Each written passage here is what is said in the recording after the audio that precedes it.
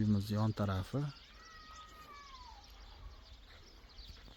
Bitta xonasi remont qilingan ekan, qolganini paka qilinmagan, turibdi shunaqa dedi. Mana atroflar. Огород qaranglar, kengashligan stadion bo'lyapti. Dehqonchilik qilsalar ham bo'ladi. Bu yog'ida hozir mana o'rtasidan mana anu qurilgan-ku, zdaniya. O'shani nariyog'i limonarigacha, keyin mollar boylanib turgan joygacha. Mana chegarasi.